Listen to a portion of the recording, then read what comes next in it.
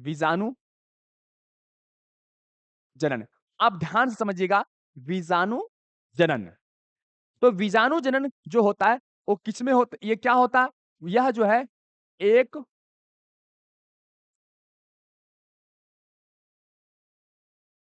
एक कोष के प्राणी में होने वाला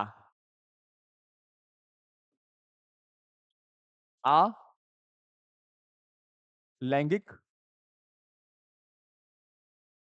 जनन है। क्या है?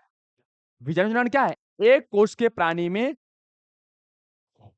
होने वाला एक क्या है? अलैंगिक जनन है। क्या है? अलैंगिक जनन है। और यह अलैंगिक जनन जो है, यह एक उन्नत विधि है। अलैंगिक जनन कैसी विधि है? एक उन्नत, एक विशेष प्रकार के विधि है। अब यह जो है, इसमें आप ज़रा ध्यान दीजिएगा, बीजाणु जनन यानी इसके अंदर ये अलैंगिक जनन की क्या है? एक विधि है। तो इस विधि में नए जीव की उत्पत्ति होगी। अब इस विधि में नए जीव की उत्पत्ति होगी, तो इस विधि में जो नए जीव की उत्पत्ति होती है, वो होती है बीजाणु के द्वारा। किसके द्वारा? बीजाणु के द्वारा होती है। इसलिए इसको हम क्या बोलते हैं? बीजाणु जनन कहते हैं। आपको भली-भांति ये हेडलाइन थोड़ा-सा समझ में आ गया होगा। अभी बड़ा ही आसान तरीके से और बड़ा ही बेहतरीन तरीके इस चीज़ को समझेंगे कि आखिरकार ये बीजाणु जनन होता क्या है? देखिए, तो बीजाणु जनन क्या होता है? बीजाणु जनन जो है, एक कोष के प्राणी में होने वाला जो है एक अलैंगिक जनन की विधि है। अलैंगिक क्या है? एक विधि है। यह और अलैंगिक जनन के द्वारा जो है, इसमें नए जीव की उत्पत्ति है और इसमें नए जीव की उत्पत्ति जो होता है, वो बीजाणु के द्वारा होती है। और इसीलिए इसको हम बोलते हैं बीजाणु जनन कहते हैं। अब यहाँ पर बात आता है कि ये बीजाणु जनन जो है, वो किसमें होता है? किसमें होता है? तो ये होता है कवक में। किसमें होता है? शैवाल में और कुछ जीवाणु में। इस जीवाणु में, इसके अंदर जो है, ये क्या होता है? बीजाणु जनन होता है। अब यहाँ पे आता है कि इन सभी के अंदर ये बीजाणु जनन होने के लिए, इस बीजाणु जनन को होने के लिए जो है, वो क्या चाहिए? एक परिस्थिति चाहिए होता है। क्या होता है? परिस्थिति चाहिए होता है। किसको? शैवाल को, कवक को और जीवाणु को, इन सभी को जो है, वो क्या चाहिए होता है? एक परिस्थिति। कैसा परिस्थिति? तो इसके लिए 2 परिस्थिति जिम्मेवार होता है। एक होता है अनुकूल परिस्थिति और दूसरा होता है प्रतिकूल परिस्थिति। 2 परिस्थिति क्या होता है? 2 परिस्थिति जो है वो जिम्मेवार होता है। अब यहाँ पे समझते हैं कि ये 2 परिस्थिति क्या होता है और कैसे होता है ना? तो देखिए, आप बेसिक तौर पे आप समझ सकते हैं। देखिए, आप समझ सकते हैं कि किसी भी प्राणी के लिए जनन करने के लिए उसका कोई ना कोई मौसम या कोई ना कोई समय या कोई ना कोई जो है हार्मोनल डिस्ट्रैक्शन होता है, तब जाके उसके अंदर जनन की प्रक्रिया शुरू होती है। उसी प्रकार से कवक और शैवाल और जीवाणुओं में बीजाणु जनन के द्वारा जो है, वो नए जीव की उत्पत्ति के लिए जो है, वो 2 परिस्थिति जिम्मेवार होता है। एक होता है अनुकूल परिस्थिति और एक होता है प्रतिकूल परिस्थिति। ये अनुकूल और प्रतिकूल परिस्थिति में क्या होता है, ये जीवाणु और कवक जो होते हैं और शैवाल जो होते हैं, अपने आप को, अपने शरीर को क्या करते हैं, अपने शरीर की कुछ विशेष संरचनाओं में क्या करता है, बदलाव करते हैं और बीजाणु का निर्माण करते हैं और ये बीजाणु ही जो है वो नए जीव की उत्पत्ति करता है। और चलिए इस चीज़ को हम क्या करते हैं, बड़ा ही ध्यान से और बड़ा ही बेहतरीन तरीके से समझने का प्रयास करते हैं। उससे पहले हम समझते हैं कि एक अनुकूल परिस्थिति और प्रतिकूल परिस्थिति क्या होता है। वर्ड से पता चल रहा है, ध्यान से आप समझिएगा। अनुकूल, अनुकूल का मतलब होता है कि किसी भी प्राणी को नॉर्मल वे में, अच्छा से, कंफर्ट ज़ोन में जीवित रहने के लिए, पोषण करने के लिए, जनन करने के लिए जो एनवायरनमेंट होता है, उस एनवायरनमेंट को उसके लिए हम बोलते हैं अनुकूल मानते हैं या उसके लिए हम क्या बोलते हैं कि अच्छा माहौल, अच्छा परिवेश उसके लिए है। प्रतिकूल परिस्थिति क्या होता है कि प्रतिकूल परिस्थिति में होता है कि इसमें कोई प्राणी जनन करने के लिए, पोषण करने के लिए, जीने के लिए जो है उसे अच्छा-सा माहौल नहीं मिलता है। उसे अच्छा सा एनवायरनमेंट नहीं मिलता है, तो उसे हम बोलते हैं प्रतिकूल परिस्थिति कहते हैं। अब यहाँ पर मोटा-मोटी आपको इसका एक डायग्राम कॉन्सेप्ट जो है वो समझ में आ गया होगा। अब इस चीज़ को अब इसके जो प्रकार होते हैं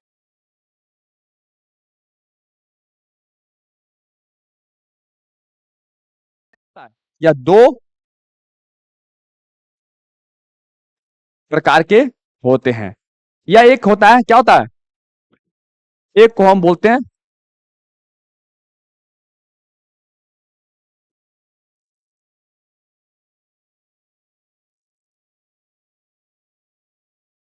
चल बीजाणु और दूसरा को हम बोलते हैं अचल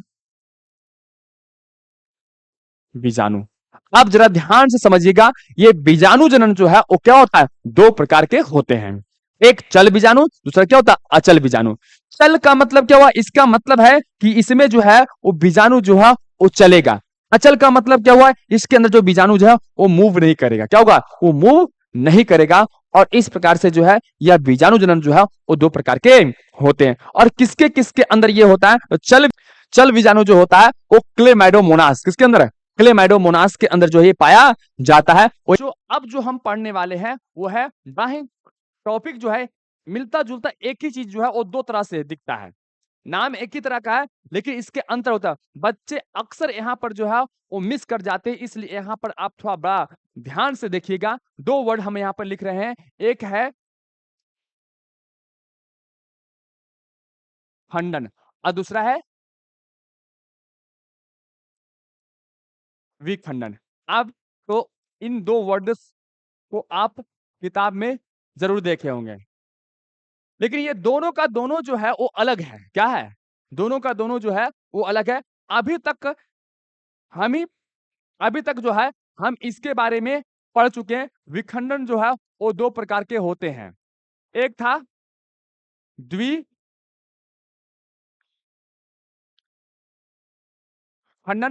और एक था ये था बहुखंडन।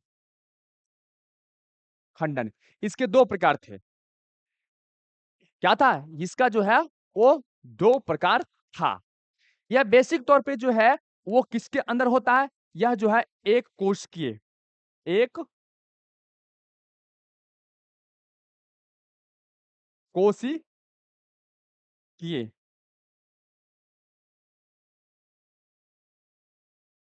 एक कोशिकीय प्राणी में होता है। कौन? विखंडन। विखंडन की जो प्रक्रिया जो होती है वो किसके अंदर होता है? एक कोशिकीय। इसमें देखिए क्या होता है विखंडन में?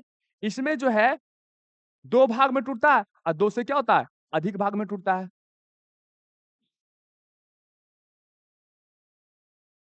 पर आता है एक बात और है विखंडन में, इसमें जो टूटने की बात कर रहे हैं, क्या कर रहे हैं? टूटता या टूटना। ये टूटने की बात हम कर रहे हैं तो क्या टूटता है? क्या टूटेगा इसके अंदर? तो इसके अंदर जो है वो टूटता है कोशिका, जो समझने वाली बात है। बच्चे इस दोनों टॉपिक में अक्सर जो है वो फंस जाते हैं। क्या होते हैं? इसमें जो है कोशिका का विभाजन होता है। किसके अंदर है? विखंडन के अंदर जो है वो कोशिका का विभाजन होगा। ये विखंडन अलैंगिक किसकी? अलैंगिक जनन की एक क्या है? विधि ही है। जो क्या होता है एक कोश के प्राणी में होता है। इसमें क्या होता है? टूटने की प्रक्रिया होती है। तो कौन टूटता है? तो कोशिकाएं टूटती है। क्या होती है? कोशिकाएं टूटती है। यह कितने प्रकार के होते हैं? 2 प्रकार के, द्विखंडन और बहुखंडन। द्विखंडन में कोशिकाएं 2 भाग में टूटेगी और 2 जीव बनेगा। इसमें जो है बहुखंडन में 2 से अधिक भाग में टूटेगा और 2 से अधिक जीव बनेंगे। सिंपल एकदम है, क्लियर। अभी हम पढ़ने वाले हैं खंडन के बारे में, लेकिन खंडन को पढ़ने से पहले हमें विखंडन के बारे में समझना पड़ेगा, क्योंकि एग्जाम में अक्सर यहां पर बच्चे जो है वो गलती कर जाते हैं ऑप्शन में, या फिर इसका सवाल पूछ दिया जाता है 2 नंबर का, तो दिमाग में जो काम करता है उस समय वो लिख दिया जाता है। और इन दोनों चीज के बारे में जो बेसिक अंतर है उसे हमें समझना पड़ेगा। और आप इसको बड़ा ध्यान से समझिए, बड़ा ही आसान है। अगर एक बार में दोनों को समझिएगा बड़ा ही आसान से, बड़ा ही बेहतरीन तरीके से समझ में आ जाएगा। तो एक बार फिर से देखते हैं अगर होता क्या। विखंडन, विखंडन क्या होता है? एक कोश के प्राणी में होता है। इसमें क्या होता है? इसमें टूटने की प्रक्रिया होती है। तो कौन टूटता है? कोशिकाएं टूटती है। क्या होती है? कोशिकाएं टूटती है। कैसे कैसे टूटता है? तो द्विखंडन दो भाग में टूटेगा या दो से अधिक भाग में टूटेगा। दो भाग में टूटेगा तो उसे दो जीव की उत्पत्ति होगी, दो से अधिक भाग में टूटेगा तो दो से अधिक जीव की उत्पत्ति होगी। अब यहां पर आते हैं, नाम देख रहे हैं दोनों में, खंडन और विखंडन सेम सेम है, दोनों में टूटता ही है। ऐसा मत समझिएगा कि इसमें टूट रहा है और इसमें कुछ और होगा। इसमें टूटता है कोशिका। क्या टूटता है? कोशिका। क्या टूटता है? कोशिका टूटती है। जैसे इसमें होता है, किसमें होता है? अमीबा,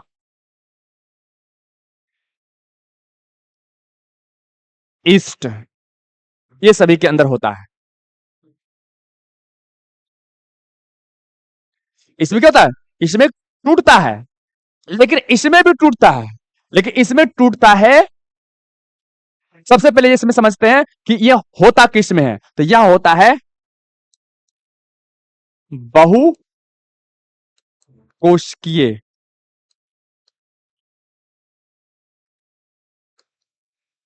जीव में।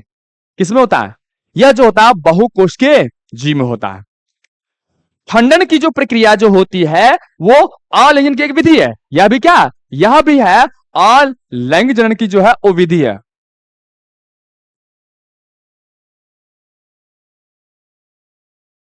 अलिंग क्या है? एक विधि है। लेकिन इसमें होगा क्या, या किसमें होगा, सॉरी, यह जो होगा वो बहुकोश के जीव में। किसके अंदर? बहुकोश के जीव के अंदर ये होता है। अब इसमें टूटेगा, इसमें भी क्या होगा? इसमें भी टूटेगा ही, टूटेगा। क्या होगा? टूटेगा। तो इसमें क्या टूटेगा? तो इसमें टूटता है शरीर। समझिएगा ध्यान से, दोनों में बेसिक अंतर है। इसमें टूटता है शरीर, इसमें टूटता है कोशिका। क्या टूटता है? विखंडन के अंदर, विखंडन के अंदर जो है कोशिकाएं दो भाग में टूटेगी और जीव का निर्माण होगा। और इसके अंदर टूटेगा, शरीर टूटेगा। क्या होगा? शरीर टूटेगा और जीव की उत्पत्ति होगी, नए जीव की उत्पत्ति होगी। यहां पर भी जो है वो नया जीव क्या होगा? नया जीव बनेगा। और यहां पर भी जो है वो शरीर जब टूटेगा तो नया जीव बनेगा। समझते, पहले कॉन्सेप्ट को समझिए, ये कॉन्सेप्ट है दोनों के अंदर। इस चीज को पहले आपको समझना पड़ेगा, क्योंकि दोनों का नाम एक जैसा है और काम क्या है? अलग अलग है। टूटना इसमें भी होता है, टूटना इसमें भी होता है। इसमें कोशिकाएं टूटेगी, इसमें क्या होता है? शरीर टूटता है। यह बहुकोश के जीव में होगा, यह एक कोश के जीव में होगा। यह भी आलिंगन की एक विधि है और यह भी आलिंगन की एक विधि है। इसका नाम खंडन है, इसको हम बोलते हैं विखंडन। यह दो प्रकार के होते हैं, द्विखंडन और बहुखंडन। तो भली भांति आपको समझ में आ गया होगा ये दोनों का अंतर क्या है। अब यहां देखिए, यहां पर है, यहां पर टूटना है और यहां पर हम लिख देते हैं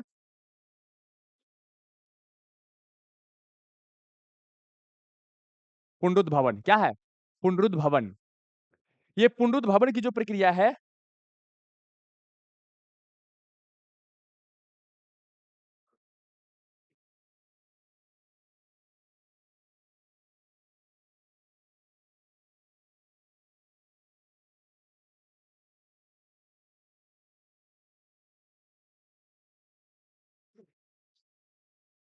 ये पुनरुद्भवन।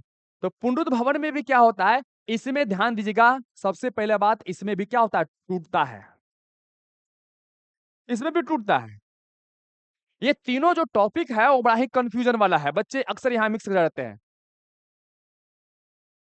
खंडन, विखंडन और ये पुनरुद्भवन या पुनर्जनन, ये तीनों में कॉमन है, क्या होता है? टूटने का काम होता है। एक में जो है कोशिकाएं टूटती है, एक में क्या होता है? शरीर टूटता है, और एक में जो है शरीर का अंग टूटता है। क्या होता है? कोई अंग क्या हो गया? कोई पार्ट जो है वो टूट गया। अब ज़रा ध्यान दीजिएगा बेसिक अंतर है। इसमें नए जीव की उत्पत्ति होती है टूटे हुए भाग से, इसमें भी नए जीव की उत्पत्ति होती है टूटे हुए भाग से, लेकिन इसमें नए जीव की उत्पत्ति टूटे हुए भाग से नहीं होती है। ये जो टूटा हुआ जो भाग होता है, जो अंग होता है, वह अंग पुनः से जो है वो जो क्षतिग्रस्त होता है, वो पूरी तरह से फिर से क्या होता है? बन जाता है। लेकिन जो है वो नया जीव की उत्पत्ति नहीं होता, किसके अंदर? पुनरुत्थ भवन के अंदर। बेसिक जो अंतर आपको ये समझना है। बड़ा ही ये टॉपिक बड़ा क्रिटिकल होता है, बच्चों को कभी अधिकांशतः बार जो है ये समझ में नहीं आता है। अगर ये तीनों को मिलाकर एक बार नहीं पढ़ाया जाए, तो क्या होता है? दिमाग से एक-एक करके क्या होता है? वो निकल जाता है। आपको भली-भाँति ये तीनों टॉपिक जो है, वो अच्छी तरह से समझ में आ गया होगा। ये बेसिक अंतर ये है तीनों के अंदर।